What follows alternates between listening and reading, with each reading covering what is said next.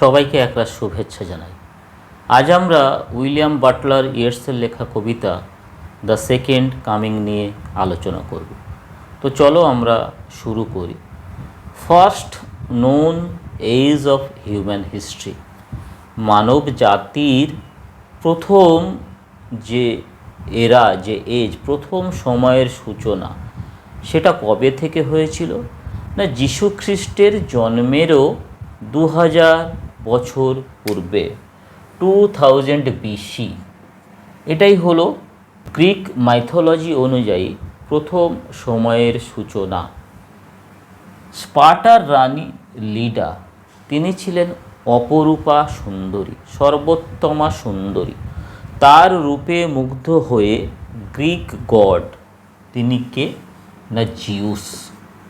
Zeus কি করেন না রাজহংস সোয়ানের রূপ ধারণ করেন। গ্রিক মাইথোলজিতে কথিত আছে, ঈগলের দ্বারা আক্রান্ত হয়ে সোয়ান, এই জিউস, গ্রিক গড জিউস, কার কাছে আশ্রয় গ্রহণ করে না স্পার্টার রানী লিডার কাছে। লিডা এই সোয়ানকে, এই রাজহংসকে আশ্রয় দেন, শেল্টার দেন। লিডার রূপে আবিষ্ট হয়ে সোয়ান রূপী জিউস লিডার সঙ্গে মিলিত হন। The egg of Leda is supposed to have been hatched out. এর ফলে 4টি সন্তানের জন্ম হয়, হেলেন, পোলাক্স, ক্যাস্টর, ক্লিটেমেনেস্ট্রা। এর মধ্যে সেই রাত্রে মর্টাল হাজব্যান্ড, তার নাম কি টেন্ডারিউস, তার ঔরসজাত 2 সন্তান ক্যাস্টর এবং ক্লিটেমেনেস্ট্রা। এই যে হেলেন, একে নিয়ে কিন্তু ট্রয়ের যুদ্ধ হয়েছিল, তোমরা সবাই জানো। ইলিয়াড, অন্ধকবি হোমারের লেখা এপিক কাব্যগ্রন্থ ইলিয়াড, সেখানে গ্রিকদের সঙ্গে ট্রয়ের যুদ্ধের কথা বলা হয়েছে। ট্রয়ের রাজপুত্র রাজকুমার প্যারিস হেলেনকে অ্যাবডাক্ট করেছিলেন। প্রতিশোধে ক্ষুব্ধ স্পার্টার রাজা কি করলেন না সমস্ত গ্রিক বীরদের নিয়ে যুদ্ধ ঘোষণা করলেন। সেটাকে নিয়ে ইলিয়াডের কথা, সেটাকে নিয়ে ইলিয়াড লেখা হয়েছে। যাই হোক, সেটা আমাদের আলোচ্য নয়। তো ফার্স্ট নোন এজ হলো লিডা জিউস এজ বা লিডা জিউস এরা। এটা 2000 বছর ধরে চলেছিল। এক্ষেত্রে ডব্লিউ.বি. ইয়েটসের যে জায়ার, সেই জায়ার সম্বন্ধে তোমাদের ধারণা থাকাটা জরুরি। জায়ার সম্বন্ধে এবার আমরা আলোচনা করব। এটা একটা সেন্টার। এই সেন্টারটা কাকে সিম্বলাইজ করে না রিলিজিয়ান, অর্ডার, স্টেবিলাইজিং মরাল অর্ডার, প্রিন্সিপলস, যা কিছু শুভ চেতনা, শুভ মঙ্গলদায়ী চেতনা, যেটা একটা সিস্টেমকে, মানব জাতিকে এক জায়গায় বেঁধে রাখে, একটা বিলিফ সিস্টেম। এরপরে কি হয় না ধীরে ধীরে যত সময় যায়, মানব জাতির যে মরাল অর্ডারকে কেন্দ্র করে জীবনটাকে পরিশীলিতভাবে এগিয়ে নিয়ে যাওয়ার ব্যাপারটা, সেটা আস্তে আস্তে লুজ হয়, আস্তে আস্তে আলগা হয়, শিথিল হয়ে যায়। বন্ধনটা, ভায়োলেন্স আসে, করাপশান আসে, হানাহানি, হিংসা, দেশ, দ্বন্দ্ব মানব জাতির মানুষের মধ্যে গ্রো করে এবং ধীরে ধীরে মানুষ সেই সেন্টার থেকে সরে যায়। ধীরে ধীরে সেই যে অর্ডার, সেই যে প্রিন্সিপল, সেখান থেকে তারা ধীরে বিচ্যুত হয়। এবং এই যে সেন্টার, এটা এরকম একটা, এটাকে জায়ার রূপে কল্পনা করা হয়েছে। এরকমভাবে ঘুরতে থাকে এবং এই যে ব্যাপারটা, এটা একটা সময় গিয়ে এর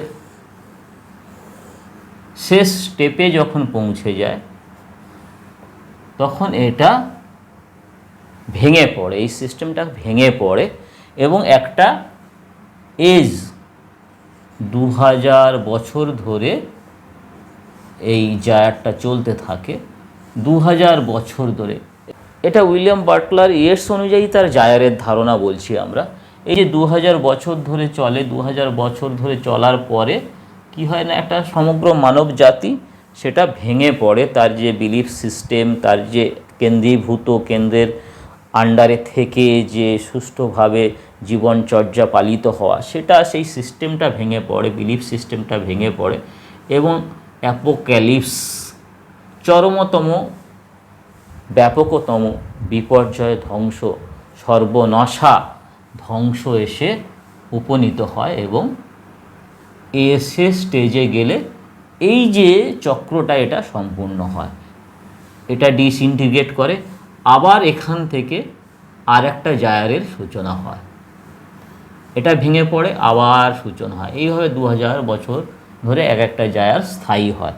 তো লিডার জিউস এজ এটা 2000 বছর ধরে চলেছিল।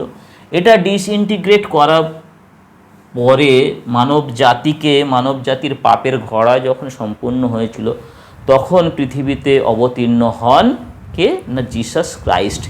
মানব জাতির সমস্ত পাপকে তিনি ধারণ করেন, পাপের বোঝা তিনি বহন করেন এবং মানব জাতিকে তিনি উদ্ধার করেন। শুরু হয় ক্রিস্টিয়ান এরা।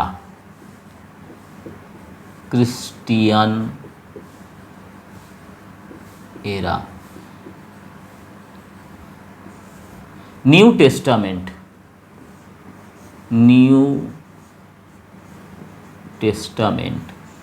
তার যে final part, the book of revelation,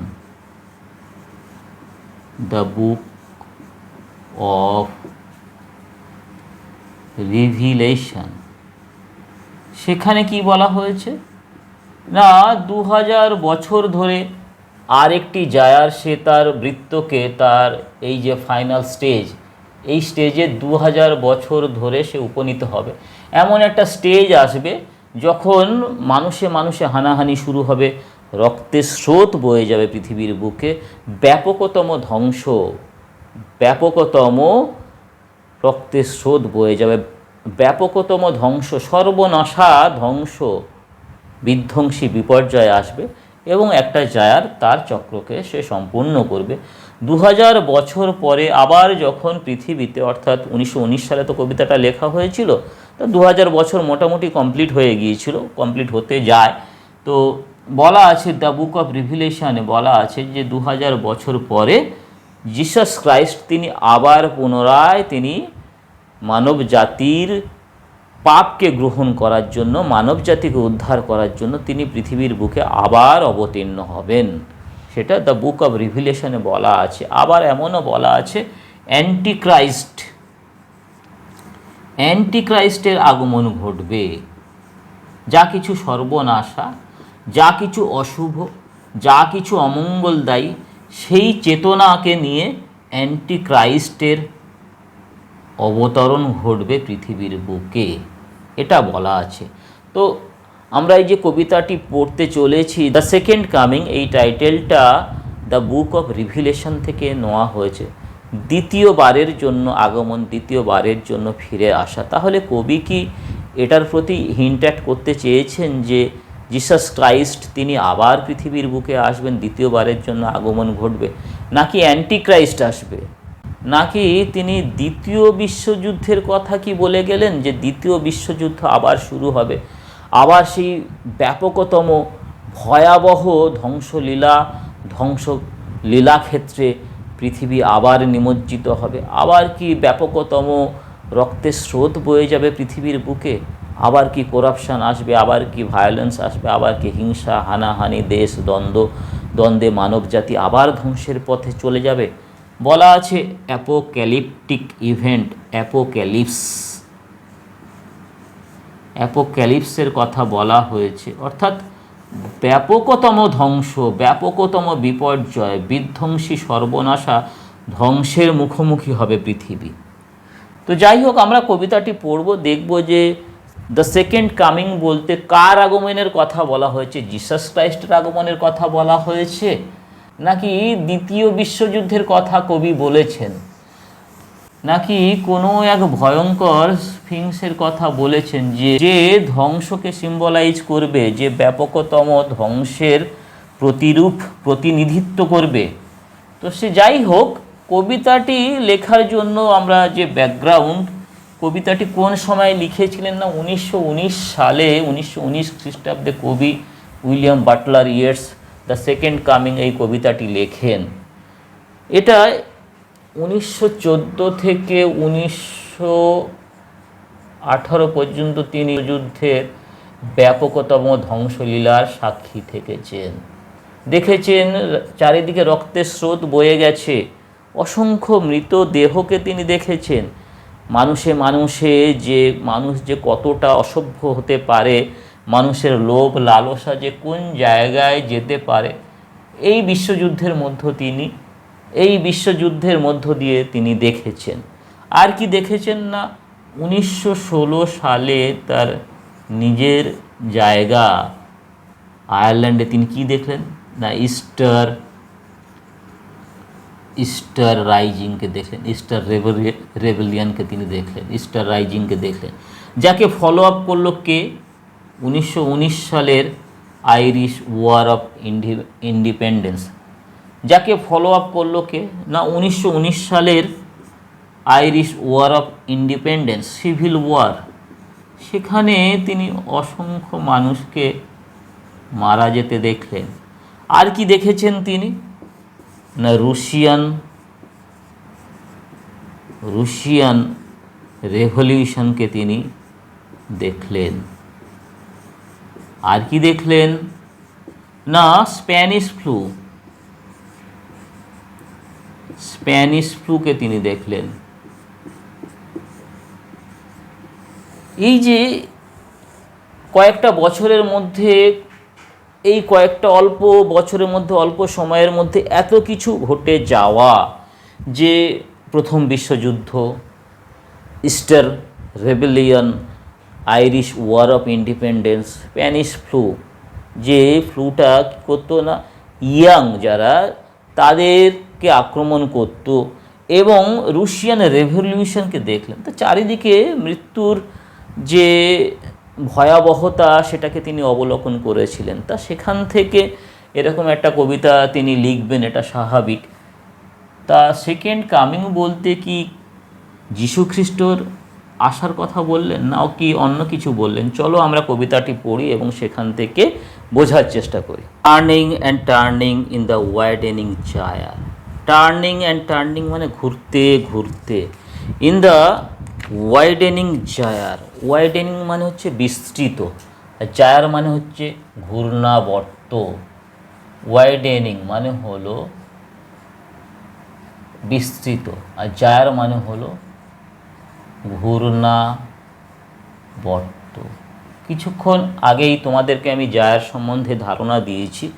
কবি কি বলছেন দেখো, turning and turning in the widening gyre, বিস্তৃত ঘূর্ণাবর্তে ঘুরতে ঘুরতে, ঘুরতে ঘুরতে, বিস্তৃত ঘূর্ণাবর্তে ঘুরতে ঘুরতে, অর্থাৎ এর যখন ফাইনাল স্টেজে চলে যাবে, পুরো সোসাইটিটা তখন কোলাপস করবে, সমগ্র মানব সভ্যতা, মানব জাতি সেটা কোলাপস করবে, ডিসইন্টিগ্রেট করবে, এবং তার শেষ হবে যখন ভায়োলেন্স, যখন হিংসা, দ্বন্দ্ব, হানাহানি, রক্তপাত, মৃত্যু যখন পৃথিবীকে গ্রাস করবে, তখন এই যে জায়ার, এই যে ঘূর্ণাবর্ত এর ফাইনাল স্টেজে পৌঁছাবে, এবং সেই যে হিস্টোরিক্যাল এজ, সেই যে হিস্টোরিক্যাল ইপক, EPOCH, সেটা শেষ হবে। কত বছর বলেছিলাম? 2000 বছর ধরে এটা চলবে, এটা শেষ হবে, আবার একটা জায়ার শুরু হবে। এটা ইয়েটসের সিস্টেম, ইয়েটসের ধারণা। যাই হোক, দ্য ফ্যালকন, ফ্যালকন মানে কি না বাজ পাখি, ফ্যালকন মানে হচ্ছে বাজ পাখি। ক্যান নট হিয়ার দ্য ফ্যালকনার, ফ্যালকনার মানে হচ্ছে বাজিকর। মিডিয়েভাল এজে কি হতো না, যে ফ্যালকনার সে কি করতো না বাজ পাখিকে ট্রেনিং দিত, ট্রেন্ড করতো, তাকে শেখাতো। সে কি করতো, তিনি কি করতেন না সেই বাজ পাখিকে উড়িয়ে দিতেন। বাজ পাখি ঘুরতে ঘুরতে ঘুরতে ঘুরতে ঘুরতে কি করতো না শিকার ধরে আনতো এবং এনে তার মালিকের কাছে দিত। তো এখানে একটা ছবি যদি আমরা কল্পনা করি, যেখানে দেখব যে ফ্যালকনার সে কি করেছে না বাজ পাখিকে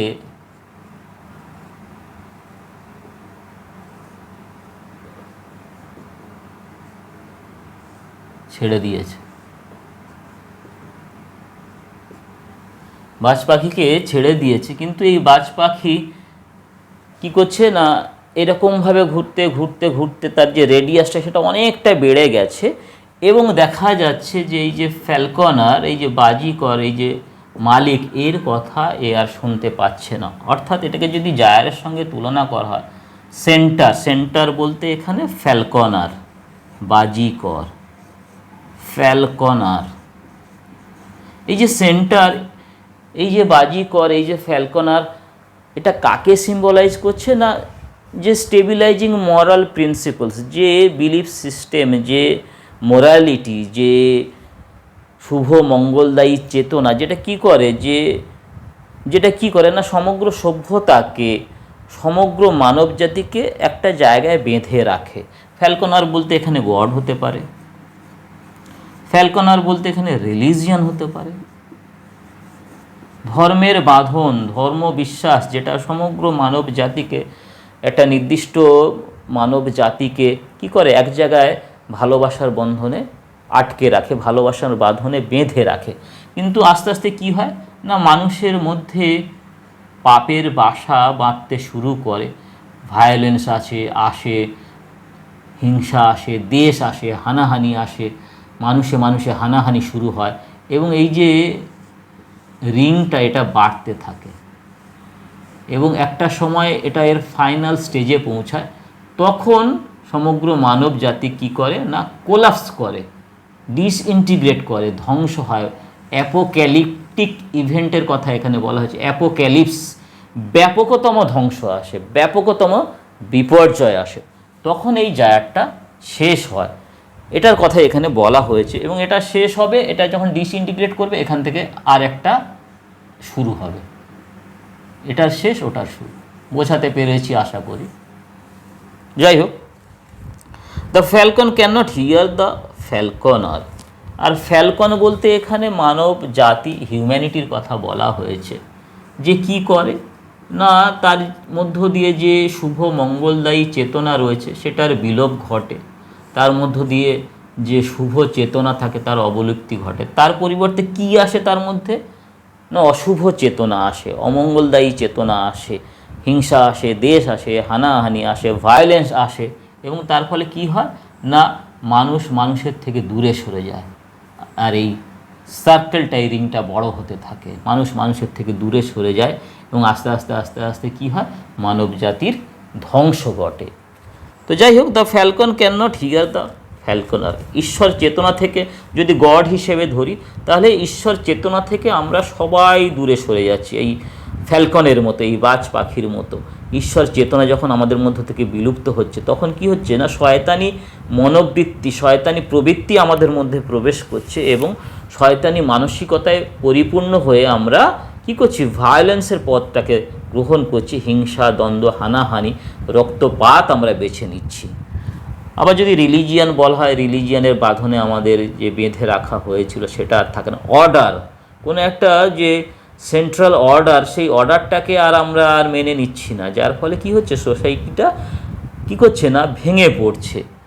আর যে স্টেবিলাইজিং মোরাল প্রিন্সিপালস বলো, যে নীতি, যে নিয়ম নীতি, যে মোরালিটি, যে নৈতিকতা, যে এথিক্স, যেটার মধ্য দিয়ে, যে বন্ধনের মধ্য দিয়ে মানব জাতি, মানুষেরা একে অপরের সঙ্গে একসঙ্গে থাকতো, সেইটা থাকছে না। আস্তে আস্তে আস্তে আস্তে এই যে রিং, এটা তার শেষ স্টেজে পৌঁছাচ্ছে, এবং কি হচ্ছে না, মানব জাতি ধ্বংসের পথে এগিয়ে চলেছে। The falcon cannot hear the falconer, things fall apart. সব কিছু ভেঙে পড়েছে, সব কিছু ভেঙে পড়েছে।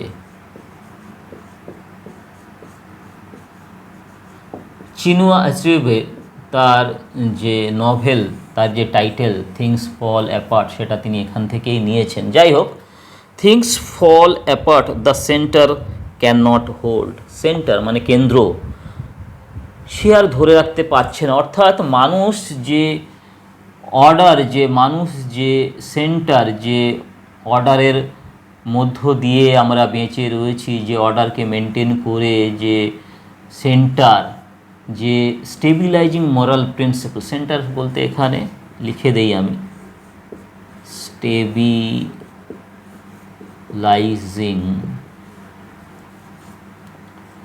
মোরাল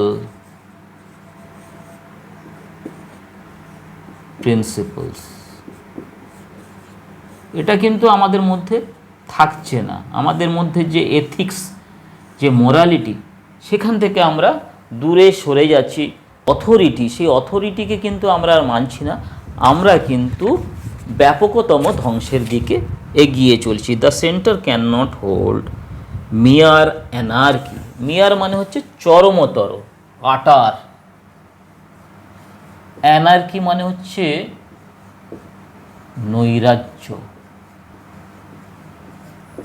মিয়ার anarchy is loosed upon the world, লুজড আপন মানে ছড়িয়ে পড়েছে। পৃথিবীতে চরমতম নৈরাজ্য দেখা যাচ্ছে, চারিদিকে চরমতম নৈরাজ্য, হতাশার চিত্র। প্রথম বিশ্বযুদ্ধের নিরিখে, প্রথম বিশ্বযুদ্ধের ঠিক পরে পরেই তিনি এটা লিখেছেন, তো সেই দিকেই তিনি ইঙ্গিত করতে চাইলেন যে পৃথিবীতে চরমতম নৈরাজ্য, চরমতম হতাশা, চরমতম নৈরাজ্যের অন্ধকারে পৃথিবী নিমজ্জিত।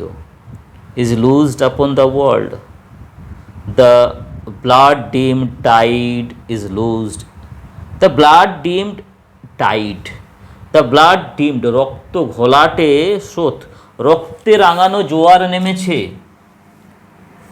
রক্তে রাঙানো জোয়ার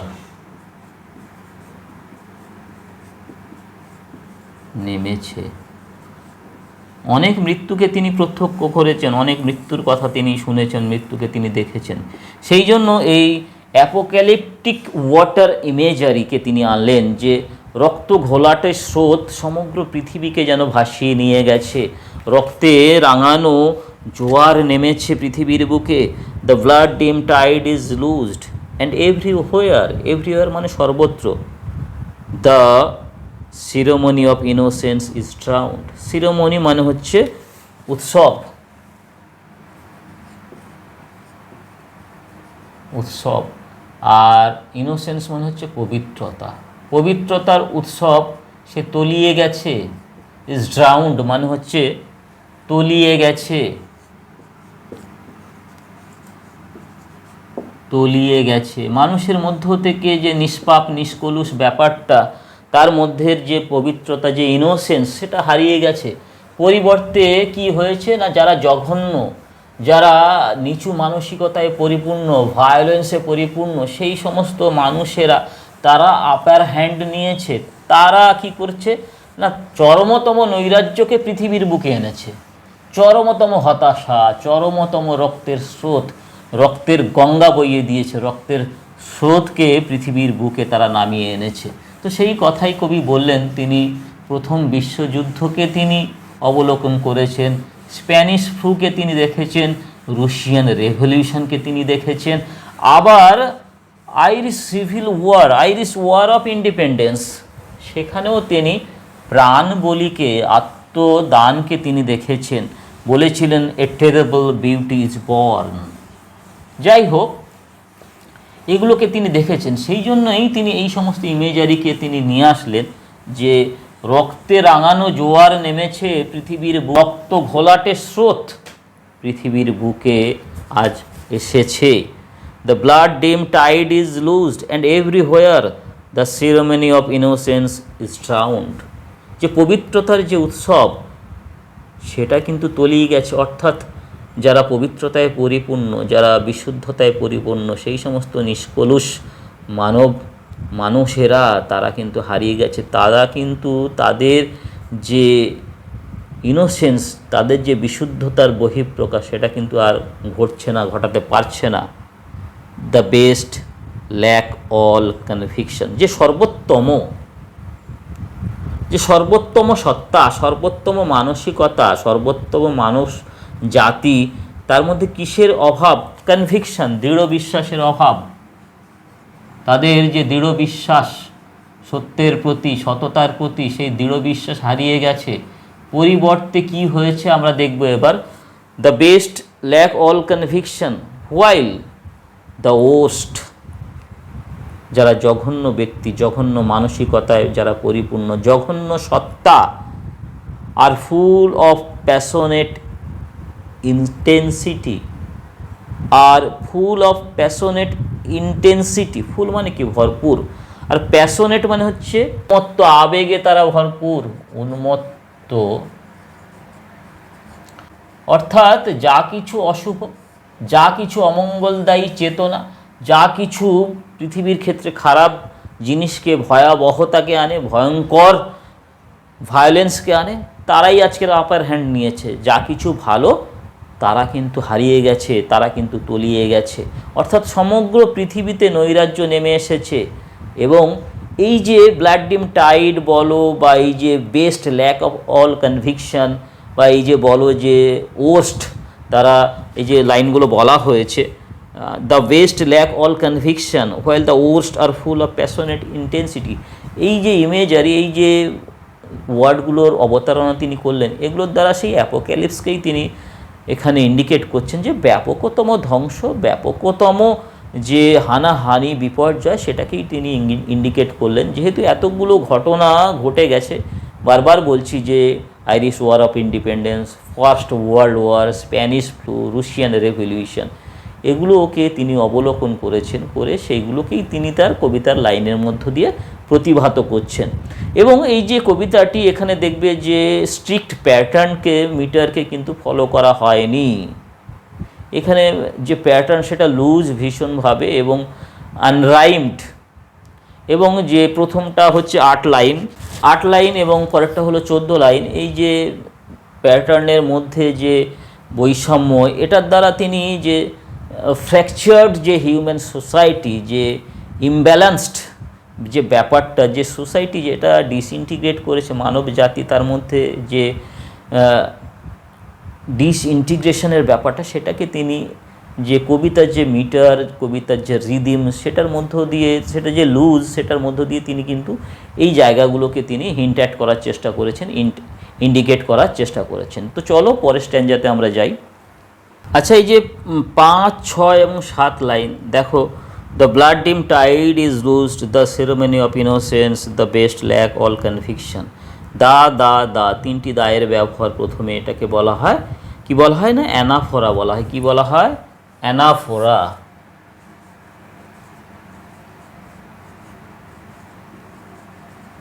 আর কি না, শিওরলি পরের স্ট্যাঞ্জাতে আমরা দেখব, surely some revelation is at hand, surely the second coming is at hand. এখানেও শিওরলি, এটাও অ্যানাফোরার উদাহরণ। আবার অ্যান্টিথিসিসের উদাহরণ রয়েছে, the best lack all conviction while the worst. Best আর ওস্ট অ্যান্টিথিসিস। যাই হোক, তো চলো পরের স্ট্যাঞ্জারটা আমরা দেখি।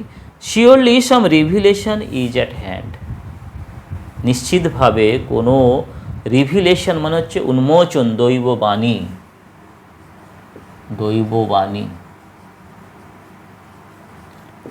ইজ অ্যাট হ্যান্ড মানে হচ্ছে আসন্ন।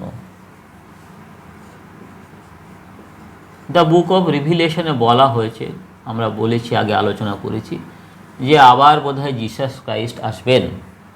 তো সেটার কথাই এখানে বলতে চাওয়া হয়েছে। যাই হোক, চলো আমরা দেখি।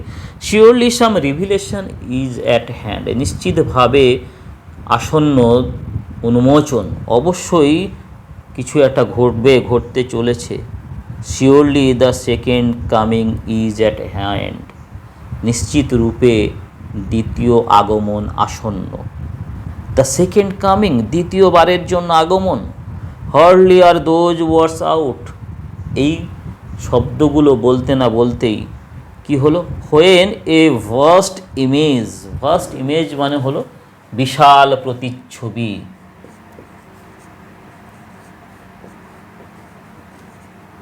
বিশাল প্রতিচ্ছবি, বিশাল প্রতিচ্ছবি out of Spiritus Mundi. Spiritus Mundi হচ্ছে বিশ্ব আত্মা।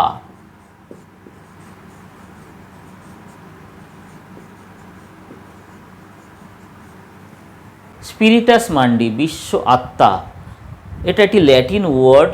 এটার মানে কি না, এটা হলো a collective unconscious warehouse containing all universal memories. এটা একটা যৌথ অবচেতন মনের একটা স্টোর হাউস, যেখানে সমস্ত ইউনিভার্সাল মেমোরিজগুলো রয়েছে, সমগ্র যে বিশ্ব সম্বন্ধীয় যে মেমোরিজ, স্মৃতি রয়েছে, কালচারাল মিথস রয়েছে, যে বিভিন্ন যে কালচার রয়েছে তাদের যে মিথগুলো, সেগুলো এই স্টোর হাউসে জমা রয়েছে। অ্যান্ড প্রাইমর্ডিয়াল ইমেজারি, আদিম যে ইমেজারি, সেটা এভার জেনারেটেড বাই হিউম্যানিটি, যেটা মানব জাতির থেকে যেটা জেনারেট হয়েছে। তাহলে এটা একটা স্টোর হাউস, অবচেতন মনের যে স্টোর হাউস। এটা ইয়েটসের একটা বিলিফ সিস্টেম যে এই যে স্টোর হাউস, এখান থেকে কি হয়, এই যৌথ অবচেতন ভাণ্ডার, এখান থেকে মানবজাতির স্মৃতি ও প্রতীক জমা থাকে। এই স্টোর হাউস থেকে কি হলো না, একটা ইমেজ, ভাস্ট ইমেজ, বিশাল প্রতিচ্ছবি, সেটা তার সাইটকে ট্রাভেল করলো। চলো আমরা দেখি। When a vast image out of Spiritus Mundi troubles my sight, আমার দৃষ্টিকে বিঘ্নিত করলো। কি দেখলেন তিনি? সামহোয়ার, কোথাও, in sands of the desert. Sand মানে কি? বালুকা রাশি, আর ডেজার্ট মানে কি? মরুভূমি। মরু বালুকা রাশিতে কোথাও কোনো এক জায়গাতে এসেপ, একটি আকারকে তিনি দেখলেন, উইথ লায়ন বডি, তার যে দেহটা সেটা কিসের মতো না, এ শেপ উইথ লায়ন বডি, তার দেহটা সিংহের মতো। And the head of a man, এবং মাথাটা কার মতো না, মানুষের মতো। এটা মিশরের স্ফিংস, সেটার কথা এখানে বলা হলো যে স্ফিংস, সে কিন্তু এবার তার কিন্তু আগমন ঘটছে। এটাকে যদি একটু ভিতর দিয়ে ভাবার চেষ্টা করো, যে আমাদের দেহটা, এই যে স্ফিংস এর যে দেহটা, এটা সিংহের মতো, অর্থাৎ হিংস্র পাশবিকতায় পরিপূর্ণ হয়ে গেছে, আর মাথাটা কি মানুষের মতো। তাহলে যে মাথায় বুদ্ধি রয়েছে, মানুষের বুদ্ধি, এবং সেই বুদ্ধিটা সে কোথায় লাগাচ্ছে না, পাশবিকতাতে প্রয়োগ করছে। পাশবিক ব্যাপারগুলোকে তুলে ধরার জন্য তার মাথার বুদ্ধিটাকে সে প্রয়োগ করছে। তাহলে কতটা হিংস্রতা আসতে পারে, কতটা ব্যাপকতম নৈরাজ্য আসতে পারে, কতটা ধ্বংস পৃথিবীর বুকে নেমে আসতে পারে, এটাকে যদি এইভাবে ব্যাখ্যা করো তাহলে বুঝতে পারবে। যাই হোক, তো চলো। A shape with the lion body and the head of a man, a gaze blank, স্থির দৃষ্টি। ব্ল্যাঙ্ক মানে হচ্ছে স্থির, আর গেজ মানে হচ্ছে অপলক দৃষ্টি। গেজ, এক দৃষ্টিতে তাকিয়ে থাকা, আর ব্ল্যাঙ্ক মানে হচ্ছে স্থির। পিটিলেস, এ গেজ ব্ল্যাঙ্ক, একটি অপলক দৃষ্টি। অ্যান্ড পিটিলেস, যার মধ্যে কোনো মায়া নেই, মমতা নেই, নির্মম, করুণাবিহীন। অ্যাজ দ্য সান, প্রখর যে সূর্যের যে রূপক, প্রখর সূর্যের যে তীব্রতা, প্রখর সূর্যের যে আলো, যে হিট, তার মধ্যে কি নেই, কোনো দয়া মায়া নেই, সেটা ভীষণভাবে নির্মম। সেই নির্মমতার সঙ্গে এখানে তুলনা করা হলো এর দৃষ্টির। A gaze blank and pitiless as the sun is moving its slow thighs. Is moving মানে নাড়াচ্ছে, ধীর গতির। থাইজ মানে হচ্ছে উরু। কি হচ্ছে দেখো, is moving its slow thighs while, যখন অল অ্যাবাউট ইট, এর চারপাশে, অল অ্যাবাউট ইট মানে হলো এর চারপাশে,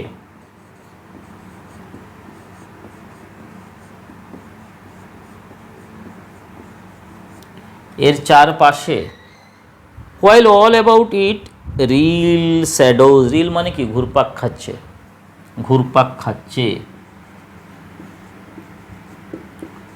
ঘুরপাক খাচ্ছে। কারা ঘুরপাক খাচ্ছে? Of the ইনডিগন্যান্ট। ইনডিগন্যান্ট মানে হচ্ছে ক্রুদ্ধ। কি বললাম? ক্রুদ্ধ, যারা ভীষণভাবে রেগে রয়েছে। কারা তারা? দেখো, ইন্ডিগন্যান্ট ডেজার্ট বার্ডস, মরুভূমির যে পাখিরা। মরুভূমির পাখি বলতে এখানে ভালচার, শকুনদের কথা বলা হয়েছে। শকুন বলতে কি? শকুন কাকে সিম্বলাইজ করে? ডেথকে। যখন কোনো কিছু মারা যায়, সেটা গরু হতে পারে বা অন্য কিছু হতে পারে, কোনো প্রাণী যখন মারা যায় তখন কি হয় না, ভালচার, শকুনরা এসে সেই পচা মাংসকে ভক্ষণ করে। তো এখানেও কবি ইয়ার্স তিনি এই যে অবশ্যম্ভাবী মৃত্যু, অবশ্যম্ভাবী ধ্বংস, সেটাকে তিনি ইন্ডিকেট করতে চাইলেন এই ডেজার্ট বার্ডদের মধ্য দিয়ে। Of the indignant desert birds the darkness drops again, ঘন অন্ধকার আবার পৃথিবীর বুকে নেমে এলো।